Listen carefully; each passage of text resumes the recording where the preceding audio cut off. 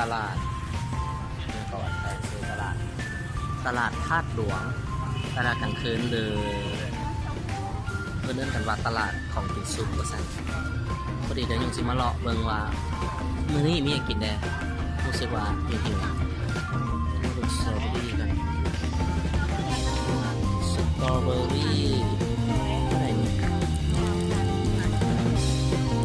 เราไปดูนี่สิ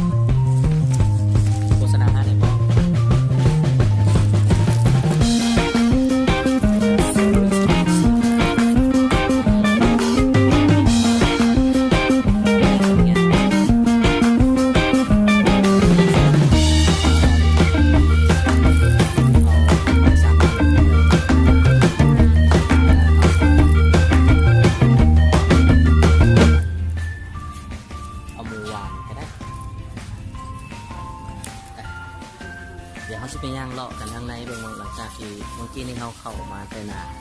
ตลาดแล้วข้างในก็จะเป็นประเภทแบบว่าของกินซุปที่มีพวกแกงหน่อไม้พวกอาหารลาวๆพวกอื่นประมาณนี้มันก็จะเป็นเส้นไก่ซุปนี่เป็นแนวปัตตาแซ่บนี่เป็นแนวปัตตาแซ่บ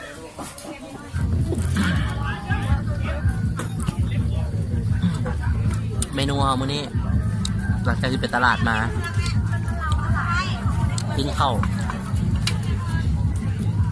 แซ่บ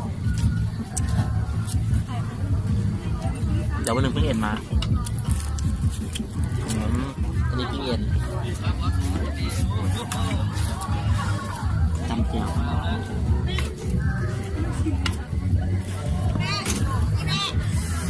ซิมกัน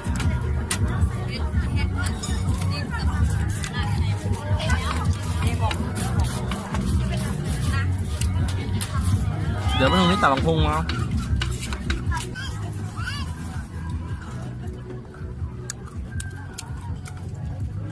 ขึ้นหมูหวาน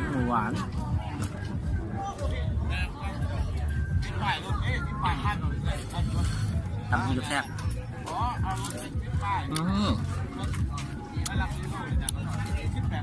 ครับ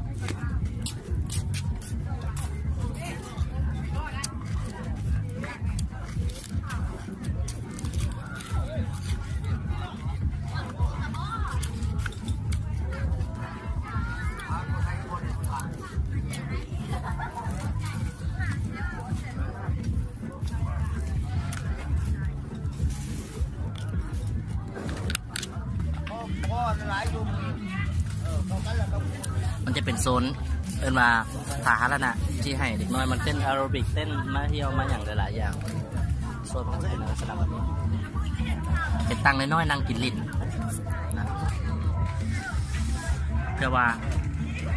ให้ครับ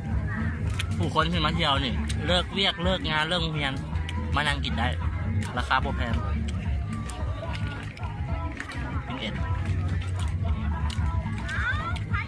ที่กินแซ่บ